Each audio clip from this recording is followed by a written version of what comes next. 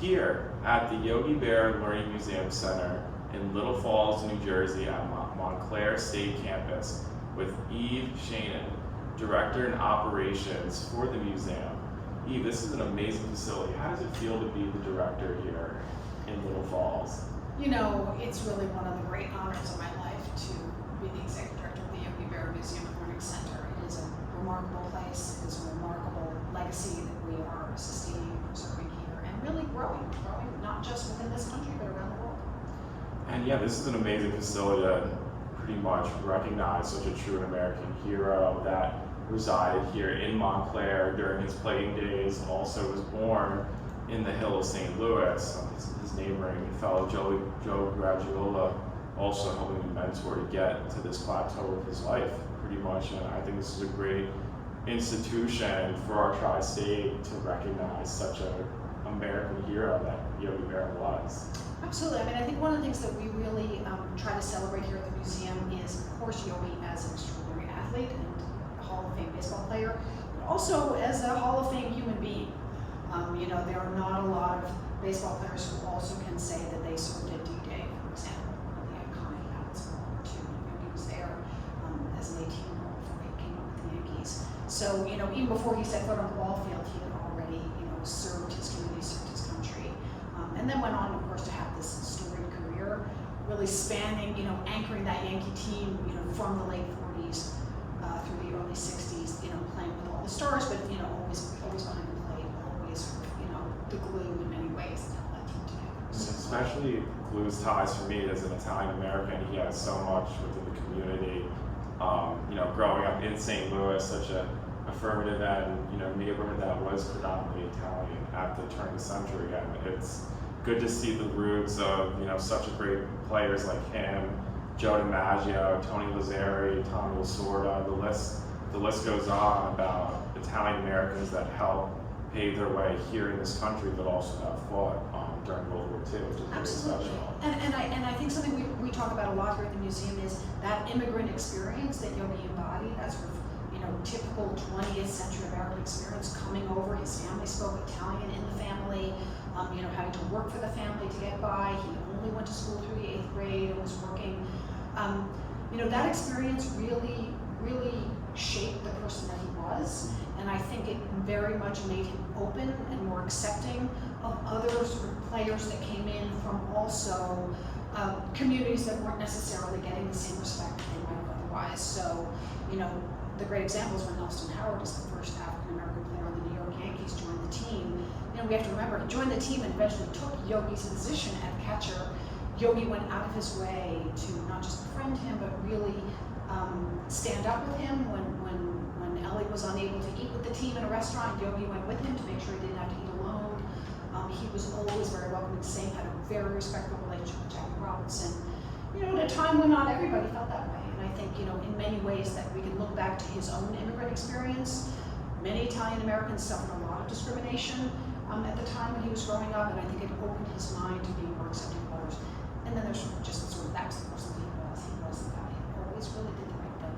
Yeah, I mean, he idolized a lot of players. For me, I guess you could say, back then, that was somebody's Jeter. It's like they idolized Yogi because of what he did, not just on the field, but off the field.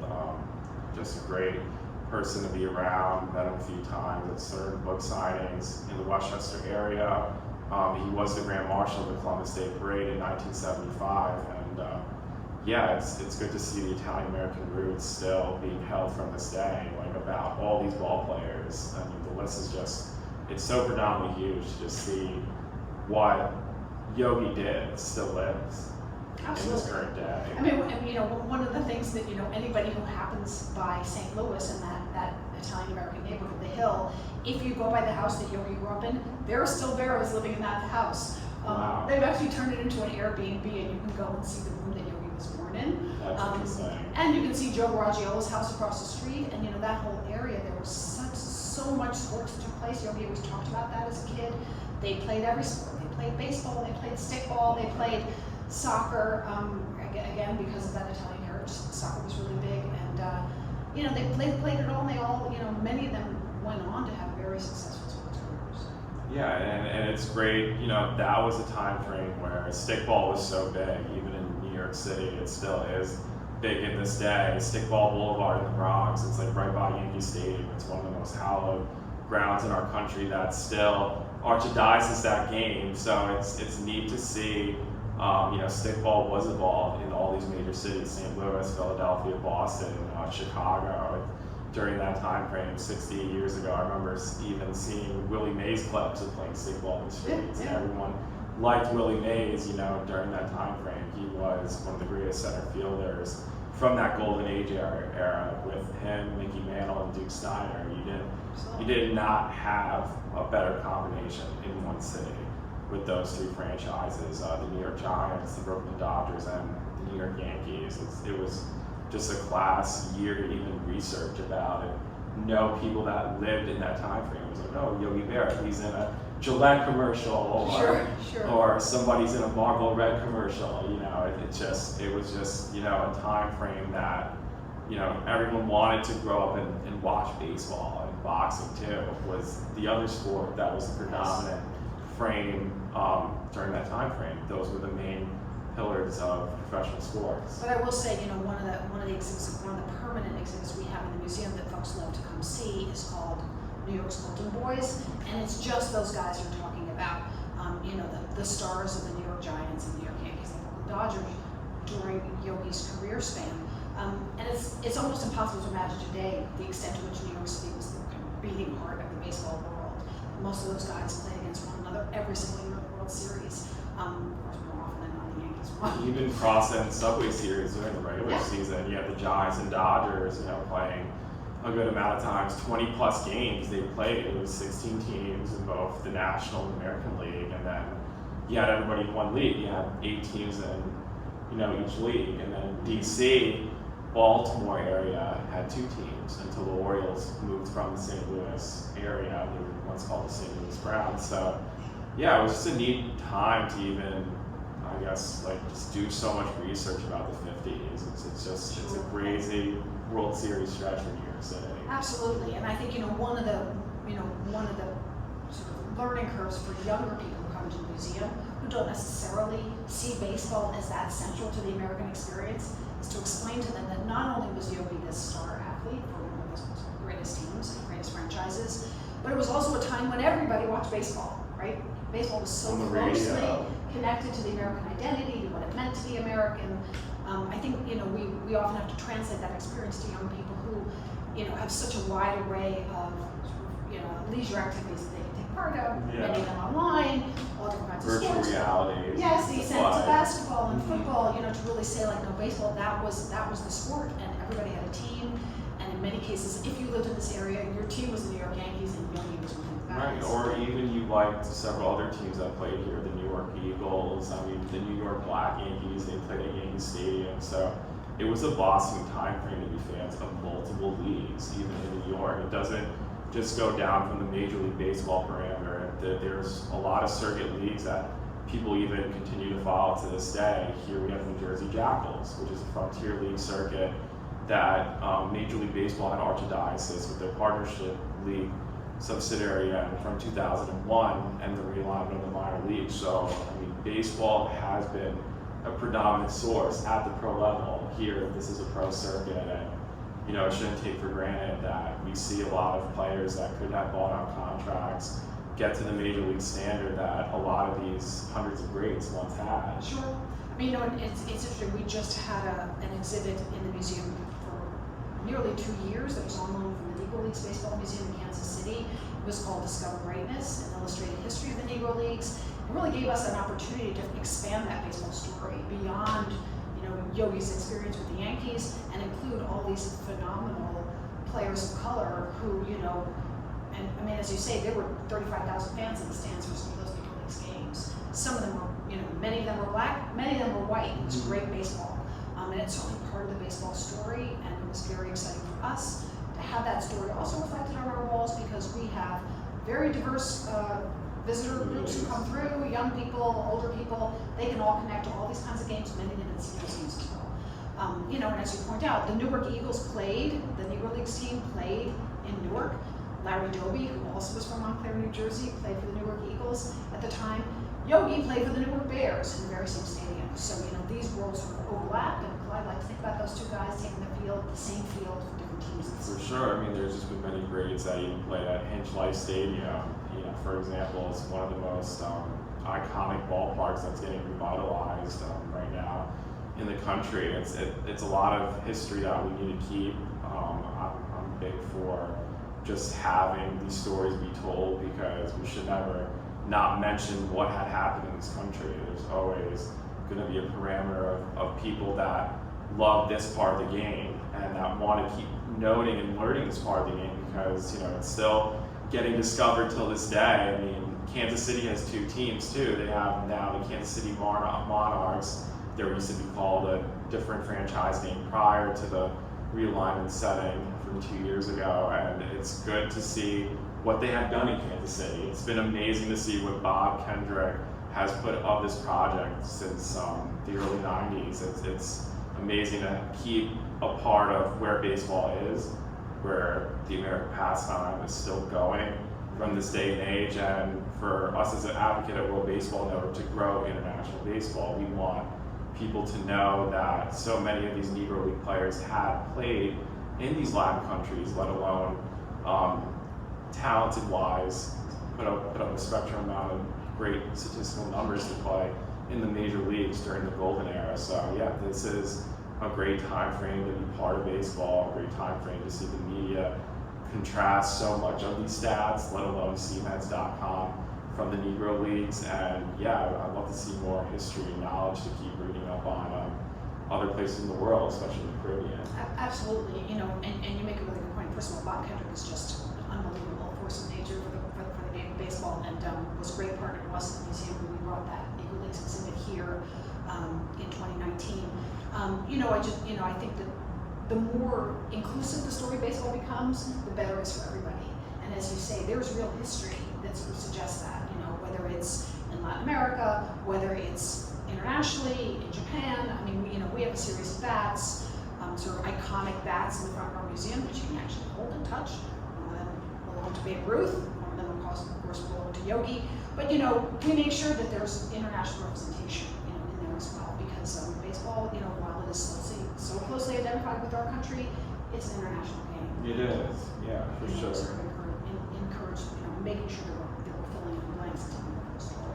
Yeah, and people should know about like the Sahara O's, the Josh Gibsons. It's just one of those topics that needs to be reached. It needs to have a taught discussion to any young child growing up that, the ideal frame of Major League Baseball, it's going to be a coverage and cycle of what we're going to see with international talent. The World Baseball Classic, when it first was happening in 2006, a lot of talent was parametered from the world, and we don't, what we have now, per se, with media coverage then, we didn't know how good other countries really were until we had the World Baseball Classic. We had a flavor of seeing the talent parameter with our own eyes, and we weren't getting media coverage for Serie Nacional in Cuba, we weren't getting media coverage for the leagues in Panama, but once the World Baseball Classic had happened and was first initiated in 2006,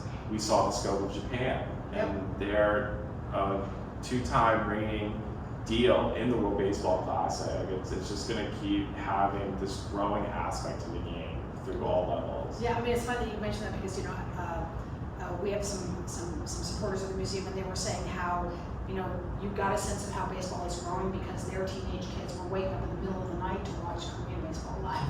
ESPN 2020, yes. Right? That was the lifestyle. Right? Yeah, so I think even that idea that that these young people were following baseball across the world is exciting. And I think in many ways it makes baseball feel bigger, and it makes the world feel more connected. Both of those things are good. And Italy had a great amount of reigning championships, from the European Championships in the 60s and 70s.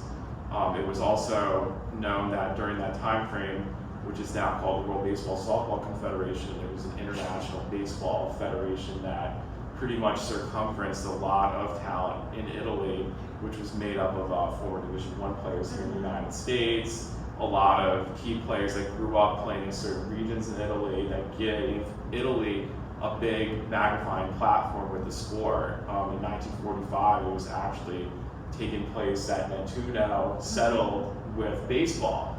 And there, the city itself, I've heard, is a great city. I've only seen footage coverage of everything else, but really want to get down there. I've been in Italy a few times, but haven't surfaced in Nettuno yet. But would love to see so much of history plaques about where Italy began its reign with the sport. Yeah, I mean, and those folks reach out to our museum again because of that connection to Yogi, because of that Italian-American connection, and we definitely lean into that as well. You know, in any way, it's always sort of connecting the Yogi story to the larger story of baseball, and actually the larger story of our country, because, you know, often we'll say around here, you know, behind every great sports story is the story of a nation. Yogi's story is representative of what's happening in this country in many ways. He was a real classic 20th century story, and you know, we're excited to share it and like to amplify all these other stories as well, whether it's the Negro Leagues, whether it's other athletes who have worked with Yogi over the years.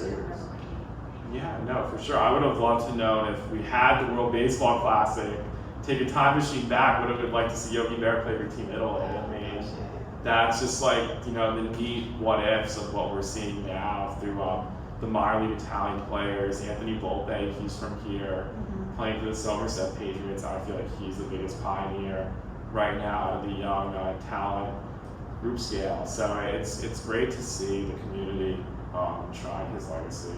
Like I said, he did have a big impact for the Columbus Citizens Day Parade in 1975. He was the Grand Marshal.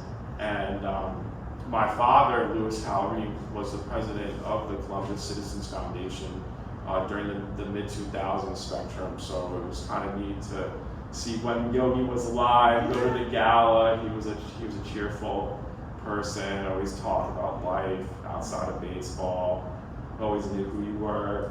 You know, I mean, I will say, well, you know, one of the so-called perks of my job is that just about every day someone comes into the museum and tells me some personal interaction with Yogi. You know, and sometimes it's, you know, professional athletes, and that would be less surprising. Sometimes it's, you know, someone who ran into him in an elevator, or someone who saw him at the coffee shop. Certainly folks who live and raise their families in Montclair, New Jersey, where Yogi lived. Just about everybody has a Yogi story, and they always sort of distill to this message of he was so accessible, he was so warm. He treated everyone with respect. He didn't really differentiate. You could be, you know, the richest person, the most famous person. You could be any person, and he would treat you respectfully. You know, that's a great lesson too. You know, that kind of humility and that kind of openness that he embodies is a really great quality. And we certainly, you know, talk about those values here at the museum all the time in all the work that we do. And how did the documentary shape up too at the Tribeca Film Festival? You know, or how was the whole magnifying purpose of just Yogi's life and like other carried on stories that we were dealing with in our country? Yeah, I mean, we're so excited about that documentary. It is phenomenally good. Giant congratulations to Sean Mullen and Lindsay Berra, who actually is Yogi's eldest granddaughter and is a member of the museum board and is one of the narrators of the film, together with Yogi's sons, who are also just incredibly, their perspective is just incredible. It's wonderful to have that full spectrum of voices about his life. I think one of the great things for us is, of course, you know, it's a great celebration of Yogi in all the ways we talk about him, which is not just as a Hall of Fame ball player, but as a whole person. But one of the things that the film really does address that I think is important is it does look at him as a player, because in many ways, interestingly enough, because his personality was so larger than life, because his sayings, everybody knows Yogiisms, the Yogiisms, you know, the sort of humor, the way in which he didn't take himself too seriously, so he was easy to sort of laugh along with, in some ways undercut his reputation as a baseball player. So one of the ways in which this film sort of course corrects is to say, Yogi belongs up there with the Johnny Benches, with the Willie Mazes, with everybody else in that pantheon as one of the greatest baseball players of all time. Played 75 World Series the games. stats support it. Nobody won more than that guy. Nobody, I mean, you know, when he received the presidential medal of freedom, you know, the president said, no one won more World Series than this guy. So, you know, that's another thing we're really excited about. Of course, it's such a great film. So many phenomenal people are interviewed in addition to the family. Joe Torre, Derek Jeter, Bob Costas, just the list goes on. Former players were teammates of Yogi's, who were able to talk about their stories. The fact that all those voices are contained in a film is just terrific. We just hope that, you know, as many people as possible can see it. And what is your favorite Yogiism of all time? Yeah, there's so many to pick from. You know, until it's over. I know, there's so the many. list just goes on. I know. So I mean, many. I would think it's one that's maybe not quoted as often, but it is sort of the one that I keep in my head here at the Reins Museum, and that is, if the world were perfect, it would be. You know, I think if the last couple of years have taught us anything, it's that, you know, we have to be caring with one another, we have to be indulgent with one another, we have to look out for one another. It's been rough, but we've come out stronger as an organization. Yeah. Our programming is, you know, we have greater impact than we've ever had, and I think it's really because we sort of recognize things will be hard, things will be challenging, and yet, you know, so I'm sure Yogi would want it this way. Yes, absolutely. Like, if he was still here. That's Just the goal. 18-time All-Star, 13-time combined World Series champion, even as a coach. It just, the stats go on. It's remarkable to see a legacy still be here, you know, and it's going to be one of the most pioneers from this pandemic of organizations to really keep growing the game, the knowledge of what we're seeing through the sport and what the artifacts we're going to continue to engage around. And I think it's beautiful how this is a transitional period for not just our sport domestic, but for the international landscape to see this museum. It's one of the founding treasures of the United States to be here and just have such a recognition, you know, with Yogi's legacy. It's a great chapter for real. I mean, and one thing I will say, you know, to sort of speak about it directly about the impact of the pandemic on the organization. What it meant for us, realistically, in terms of day-to-day, is we had to take all of our programming and pivot it to online platforms. Right, And virtual what that, interviews. right, and what that meant is, you know, instead of having the school visits from kids just around the area, all of a sudden we were reaching kids in Houston and in Pittsburgh and in Atlanta. Los Because of course, Angeles, right? Because once you're remote, you can go anywhere. And I like to say to my team, there's no limiting us to the United States of America either.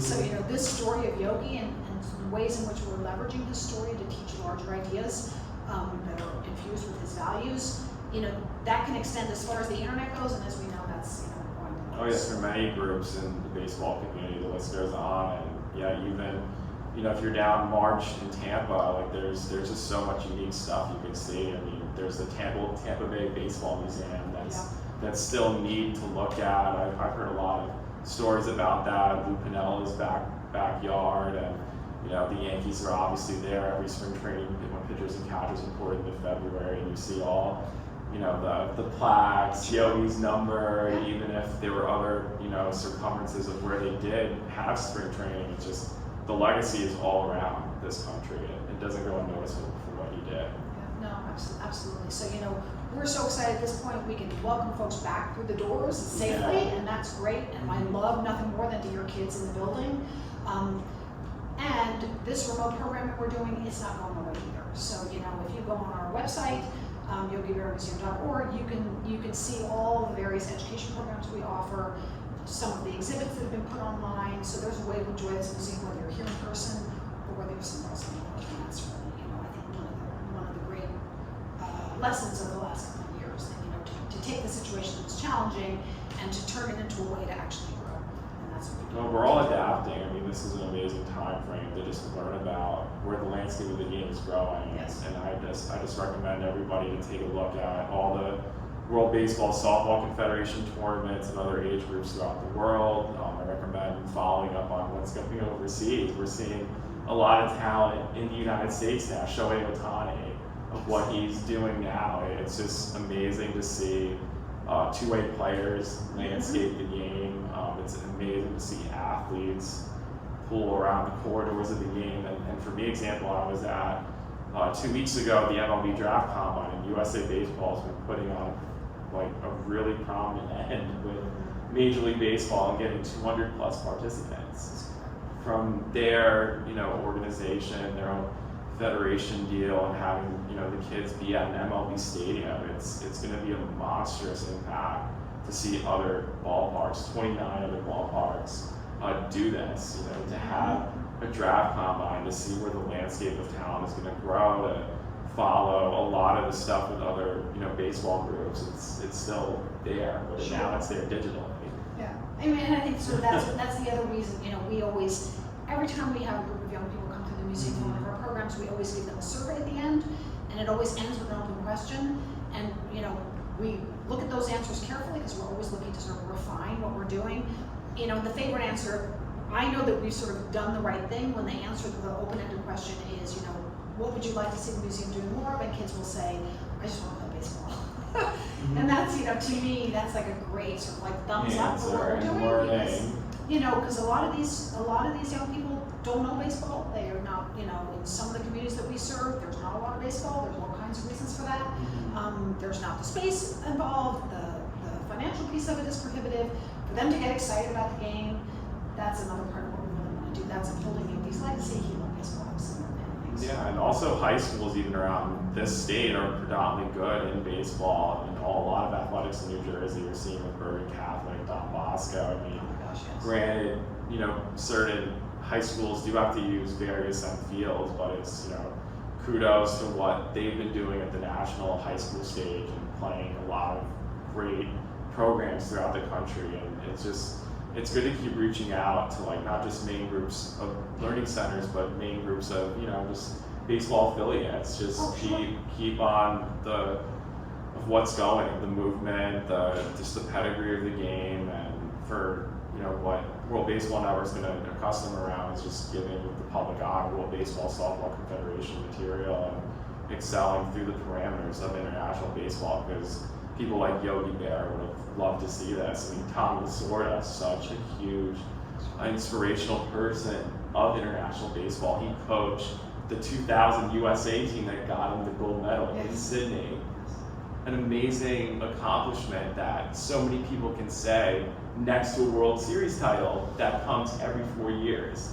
And a lot of people are recognizing that, even with the World Baseball Classic. It's such a treasure of a tournament because it's every 4 years, where pandemics like had it backed up, for example, in the collective bargaining agreement. But in any ado, the World Baseball Classic has an emblem that is reaching now higher than the World Series, and it's not gonna, you know, backtrack to where we saw the game 60 years ago, or people we know that did see the game at that time. It's gonna be a forward progression of people throughout Latin America and other overseas countries. So, I mean, you mentioned it before, but you know, this museum sits adjacent to Yogi Berra Stadium. Yogi Berra Stadium is, and we're on the campus of Montclair State University.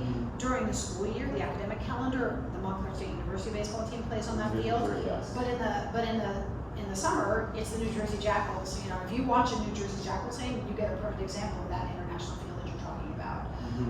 You know, whether it's amongst the Jackals themselves or the teams that they're playing in the frontier. And that's exhibition games too. I remember the Boulders, they played Cuba. Cuba came a few years ago because they had another intercontinental tournament circuit. I think it was at the Premier 12. They had 2015, which was the tournament that Otani really got recognized. And the DR as well. I mean, in that, it used to be that both the Dominican Republic and the Cuban national teams were part of that. Actually, part of the league were playing until a couple years ago. So it's a great opportunity to see those kinds of players and see that, you know, see baseball, you know, in that larger context, that not just, you know, hyper local, but, you know, around the world. And I mean, you know, there's nothing nicer than, you know, to come to the museum, check out all that we have in the museum, and then watch a Jackals game.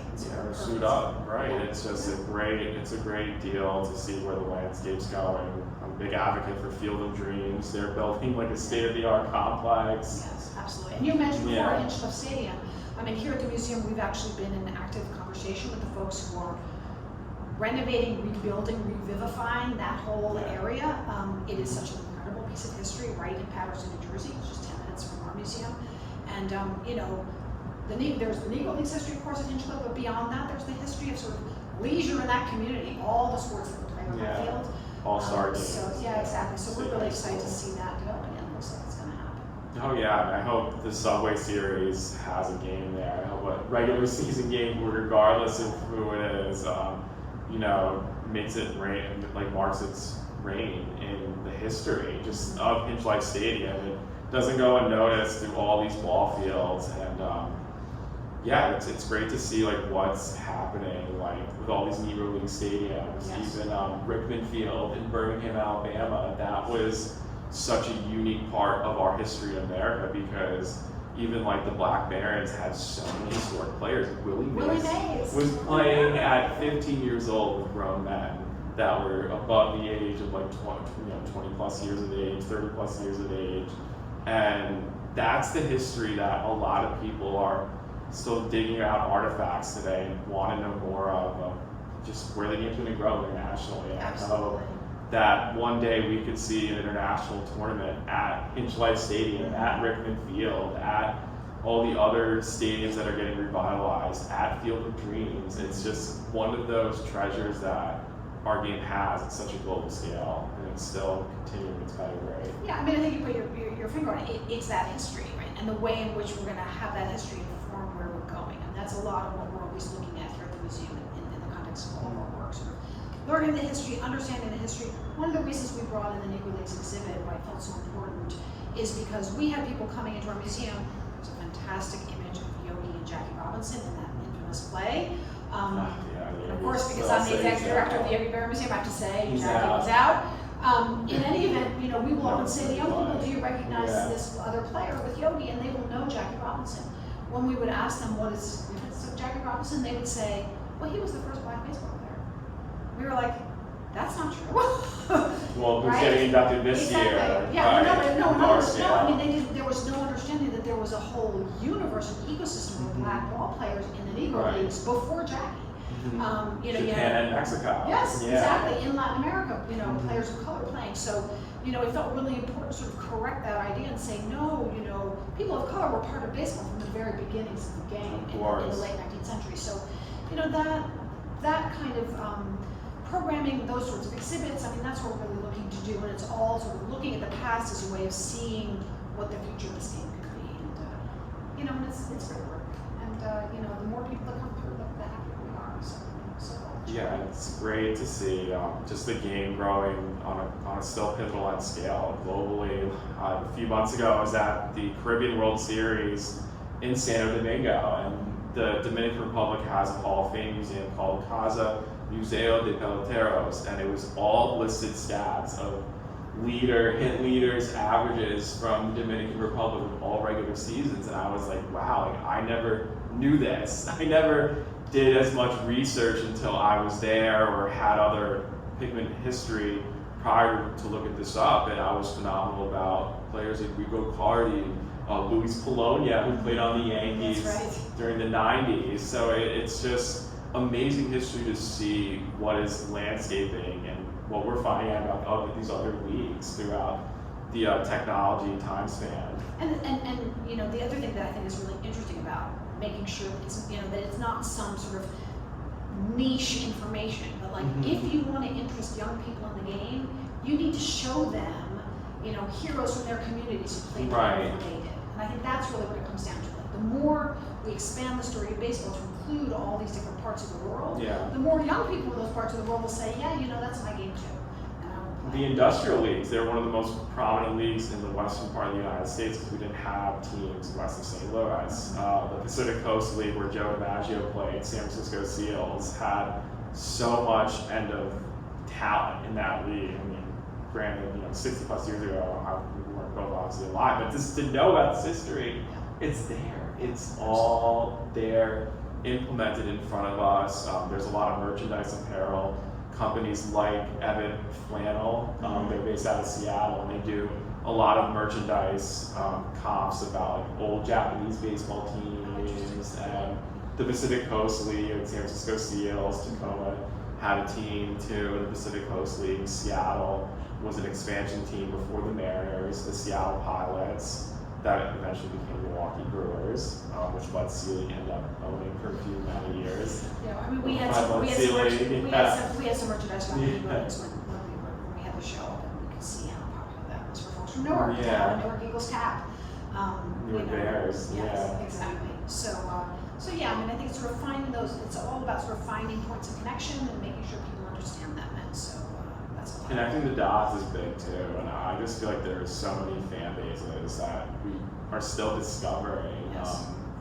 Hawaii, certain parts of California. It's just, baseball is growing, and it's not gonna, just have a downtime. It's not. It's gonna keep evolutionizing its own coverage. I mean, we're seeing with high school talent, ESPNU is doing phenomenal coverage, and it's just to see kids that you will know that will be in the major leagues. It's just from 6 years from now at a fast rate. It's getting exciting than ever. I agree. And and one of the things that what is such a privilege about working at the Yogi Berra Museum is Yogi is sort of the very definition of a great connector. Because we have folks who come to the museum. I can tell how often I hear I hated the Yankees growing up, but I always loved Yogi. Yogi. Were you a fan of it? You don't mind asking. I don't mind you asking. I mean, I'm from New York City and had I always say both sides of my lineage. I had a grandfather who was from Brooklyn. Okay. So clearly, Dodgers to Mets. Okay, so that was a bridge game. But then I had a stepfather who was like a father to me, and he grew up in the Bronx and was a great Yankees fan. So I feel like Yogi was both a Met and a Yankee, so I think I could become both ways. But yeah, I mean, the point being, Yogi is the great unifier. There's nobody who didn't love Yogi. Oh yeah. There's nobody. Yeah, and I think now with the movement of World Baseball Network, it's going to be magnifying to be fans of multiple teams from other countries. I'm a fan of the Yokohama Bay Stars, so it's kind of neat. There was one Clete Boyer who played on the Yankees. He played in Yokohama in the 70s, so my dad used to like Clete Boyer growing up. So during 2020, I became a Yokohama Bay Stars fan because the and Tyler Austin, who was a Yankee. So it's kind of neat tying those bridges together with international baseball. And yes, some of these former Yankees, you find out that played in the 60s and 70s or certain parts of their careers did play overseas in Japan or South Korea. And the game itself, it's going to keep growing. I feel like it has this magnitude purpose, just like soccer does. I feel like it has this overlook that it is a global game. When I was in the Caribbean series, you just hear so many different instruments from different countries, and it's like, wow, this is happening in front of your eyes, every pitch. Yeah, I mean, I also feel like that's exactly the way to look at it, as sort of a game that is an international game as opposed to just sort of limited to a small distinct. Oh, Major League Baseball, right? So the more we open up the doors, the better it is for the sport, the better it is for everybody. And the coverage too. I mean, we're living through a technology time frame. It's like I set my YouTube subscription and panels to the German leagues, Italy, it's just Spain. It's like a lot of these countries are growing the sport, and it's just there's all technological reference that you couldn't see 35, 40 plus years ago, but now it's at the palm of our hands than it's ever been. And, the willing growth of how the network is archdiocese to everything else that even World Baseball Network is doing. It's phenomenal to see. And it's going to be a great couple months. So during this time frame, we have the World Baseball Classic qualifiers. It's going to be in 2 separate countries in late September. It's going to be in Panama City, Panama, and Regensburg, Germany. So it's, the stretch of international baseball is going to be there with media coverage to insight with. And I hope for the landscape of what MLB is trying to do is grow the game, and the World Baseball Softball Federation is grow the game and get kids involved in playing the sport. I mean, I should say there's just Major League Baseball and the Players Association have just initiated a new grant program that are supporting efforts to grow the game. And I'm proud to say our museum was the recipient of one of the inaugural grants, and it's specifically to offer education programming to young kids in the area here.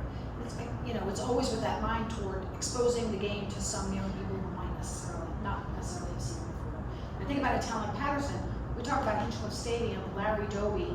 It's this incredibly important, historically significant place, home of baseball. We have a lot of Patterson kids who don't know the game. So, for us to be able to have this grant from Major League Baseball and Players Association to offer programming about baseball to those kinds of young people, that's how you start to see you can extend, open the doors, extend. Yes, exactly. So yes, we're looking forward to that. Because it wasn't just about the great players like Larry Doby, it was just all about even the Latin American players that wanted to play here in the States, that wanted to make a prominent outlook to hopefully one day play in the major leagues. And it's a growing process with the movement we're in too, and I'm thankful to see a lot of evolving changes from the pandemic. I think it was one of the most either curse and blessing Yeah, I mean, we establishments. talk about that a lot, like, so many Yeah. people suffered so much, so you wanna be careful how you talk about it, but, what is true, Theory it's just a of it, fact, is right. that, we have more people that we are reaching now because of the sort of adjustments we had to make because of the pandemic. And I'm grateful that we had a team that was nimble enough to do it. Right. And it's, and there's no going back, right? I mean, that's the other part, so. We gotta adapt, right. Yeah, so now that we've established these sort of means, right behind us is a big screen. What it allows us to do is have kids and young people, adults, whoever else for programming here in our theater here at the museum, and somebody, streaming in from wherever else in the world. And those folks can interact with one another and talk about this history. So, talk about making connections. Yeah. It's we can do it through technology and and through the growing interest in the game. And during the MVP years, if Yogi had phrased it before, what was the most hardest year that he adapted from those 3 MVP years? If he ever listed from 51, 54, 55. Granted, 55 he didn't win it all, so right. that's the biggest. I push through. I can't really speak to that, and I think there was a sense a little bit, and this is received history that I heard about from his family. Certainly he was so central to those teams, during those years. That was really when he, just sort of imagine the way in which he was calling all those games, all those years, Right. all those World Series games, and at the same time having all those plate appearances on his own, the double headers, the unbelievable stats. I mean, we talked about this earlier, the fact that he could go a whole season with over 600 plate appearances and strike out 12 times. Just sort of unthinkable numbers that he was bringing. I think, it's less about how he made adjustments to how he just persisted. He was just really, there was never a part of him that wasn't, the beating heart of that Yankee team and, understanding of his role anchoring that team and his dedication, devotion to his teammates. That is something we also talk about. That's one of those skills, one of those soft skills, if you will, that everybody in the world needs, whether you're a business person or an athlete or an artist. The ability to put team above self when necessary is really important. And that was sort of He wasn't exactly. the emblem so much for months then, and I think that's what gave Jeter the captains, Yogi. Yeah, and there's a great picture in our museum of Yogi and Jeter together. And Jeter was also one of the terrific interviews in the Yogi documentary we were talking about before. He talks about what Yogi meant to him and what he was able to do for him. And that connection, the fact that Yogi, we have an image of Yogi standing in his rookie year next to Babe Ruth, who was shortly before Babe passed away, all the way through to him, with Derek Jeter, visiting spring training, when Jeter was captain, up until he passed away, to that sort of that unbelievable legacy and that lifespan that he embodied is just is such a great way to tell the story of the game. And you could say like Yogi left it in a different limelight perspective than Jeter. It's like he had the radar all in his own deal. He's on commercials. He's out playing stickball during the off season, interacting with kids in certain parts of the country. Sure, yeah. Like it's like he's doing a different wavelength of how he carried himself, let alone the headline of what he brought to the game. Yeah, I think what's interesting about Yogi is on the one hand, might even argue that he was sort of one of the first branded athletes, right? As you say, right, with Frank Gifford, right? Sort of, doing the Yuba commercials and doing the Aflac commercials and doing the American Express commercials, that he was sort of known. And of course, with the Yogiisms and his personality, the sports writers loved to write about him. He was so engaging, he was so personable and accessible. So there was it allowed him to be kind of built into the American fabric and the culture in a way that would not have been, because he was so easy to relate to. Oh yeah, I've been seeing so many clips. I guess me standing out is Yogi Berra Day, or you could say the final game at the stadium, him just being behind home plate and the whole pinstripe colored out unis. It's like he's seeing an end Like, oh, this is home plate. I stood there. Like, Don Larson, 60 feet 6 inches. It doesn't get as much resembled in that. And, 9/11, he was there, like, for the team, like, all those 3 games. So it's like, you had so much history, like, with him and being there during key moments, and it's just, he's one of a kind. No, I think so. And certainly, all the voices, again, one of those most moving aspects of it, over the documentary that was just released and premiered at the Tribeca Film Festival this past June. What you really hear from all the voices upon voices is, how unbelievably respected he was within the game, as a baseball mind, right? I mean, there's the whole other level of him as a larger than life persona, but just as just a person who was expert in that game for so many decades. Right, and being with different organizations. Yeah, that too, that as well. Growing knowledge and seeing different, like, just admiring and pedigrees of the game. You see, like, just different paces of what you're dealing with on an organizational basis, and you didn't have crazy end of analytics like you do now. You just had your gut, when to take a guy out, when to pinch hit from somebody, when to pinch run. It's like, now the game is so metric bound, and it's gonna keep going off the analytics. It's gonna go launch angle to exit velo, and that was such a different game, like, that I still admire to this day, and I think a lot of baseball minds still have, like Bobby Cox, still alive. I think it comes down to, this is a conversation we imagine takes place in this museum a lot, the sort of sabermetrics folks versus the old school. Yeah. And I think, where it always ends up landing is kind of both. Like, not either or, but you sort of, you want to have both. You want to be open to hearing both. I mean, Yogi, you heard this in the film again. Joe Torre, like, whoever it was, just going on and on about it. Yogi was just uncanny in his ability to remember every hitter, remember every weakness, remember every strength. He was a walking encyclopedia of knowledge about the game. He's played so many years.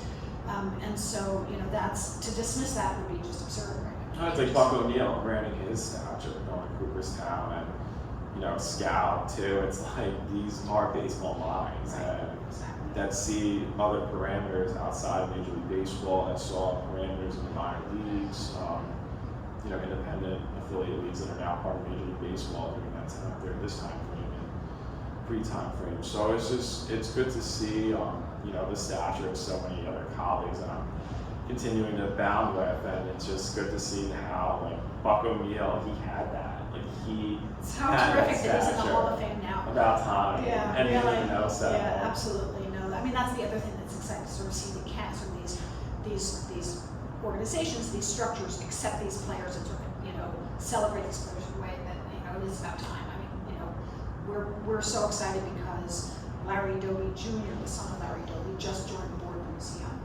For us, of course, that's an incredible affirmation of the work we're trying to do.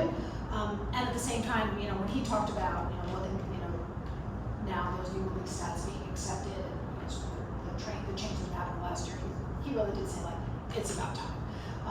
None of this information would be a surprise to any fan of the Negro leagues back in the day because they saw how great these players were. Yeah, even if other barnstorming continues were to happen, it's just they were good. Different five-tool assessment, different scouting level assessment. It's part of our history. It's the Ray Dandridges, the Oscar Charlestons. The list goes on. The list just goes on with so many hundreds, amount of thousands of greatness these players had in the Negro leagues, and throughout all the industrial league time frame that our country was in a state of, was not as deep with minor league baseball. It only had like 3 to 4 degrees of minor leagues, and let alone, short end and complex play until 1960 was the first year that they really dug through all the league alignments until 2019. But yeah, it's a great time frame to really see what's going on. And like I said before earlier, there's so many great Yankee players that have come through our circuit.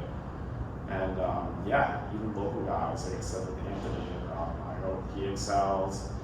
I hope, what he's been doing in Somerset really pedigrees on his stature to, hopefully see a homegrown kid play for the Yeah, Yankees. how cool would that be? Like, It's been a while. we had it with Phil Rizzuto, right?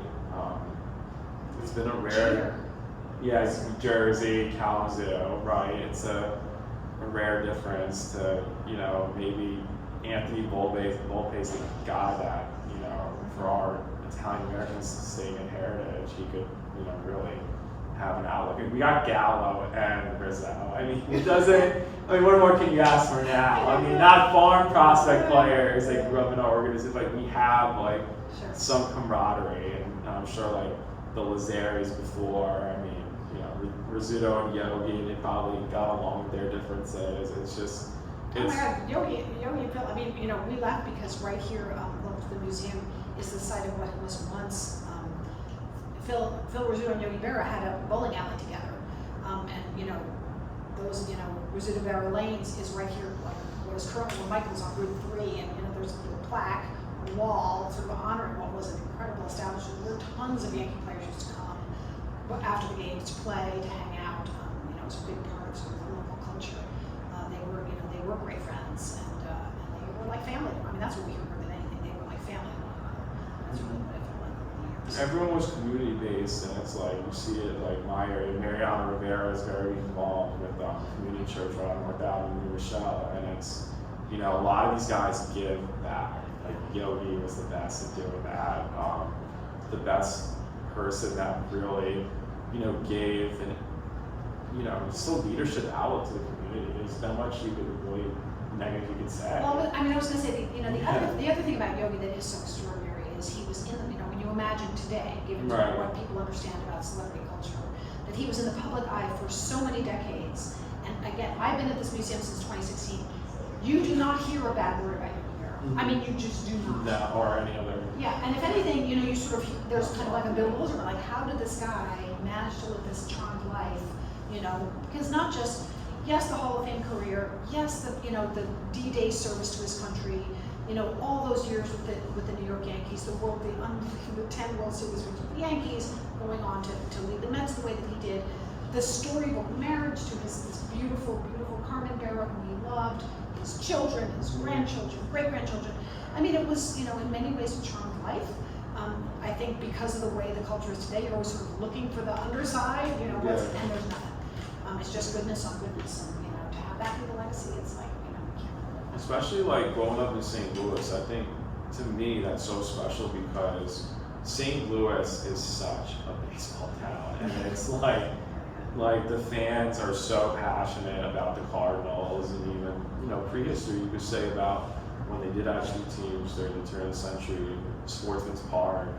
I mean, just the history that Yogi grew up in. It's just, you know, you're Italian kid, born in the Hill in St. Louis. You had all these great teams like around you, the Gas House gangs, like teams. There's a great anecdote Disney about Joe Grazielli who says, you know, people ask him about growing up and, you know, playing baseball. Yeah, the best St. kid on Louis. his team, and he's like, I wasn't even the best baseball player on my street because Yogi Berra lived across the street. Like, you imagine the level of talent in that community. The deal, like the edge in that area of the country, like forget about it. It's just like, you know, the stories are just endless to know about how their community was, and just seeing the landscape of talent even come to this side, you know, the country. You know, and there was, I mean, you know, the stories that, you know, that we love to share, or, you know, the way the course of history unfolded, and Joe ended up being the one who played for the Cardinals because the Cardinals did not give Yogi the same signing bonus. You know, later it came out that Branch Rickey was kind of holding him back because Rickey knew he was going to go to the Dodgers, was hoping to get Yogi to sign for the Dodgers, but in the interim, Yogi had already signed for the New York Yankees. So like sort of all these ways in which now we sort of understand, of course, Yogi was a Yankee all those years, but there could have been a turn of events that would have landed with the Brooklyn Dodgers. You know, so it's just smartphones would have been the game. Communicating it was such a big deal. It was all word of mouth. It's like I know, and where remember you're they were going. kids. I mean, these were 17-year-olds trying out at the time. You know, so it's you know, it's just, you know, to think that they then left all of baseball and went and served in, you know, World War II. Mm-hmm. You know, Yogi was under gunfire at D-Day. You know, getting shot at on a gunner's boat. I mean, it's just it's really they're unbelievable stories, and I think, you know, people talk about the greatest generation. I think it's become sort of just like a tag name.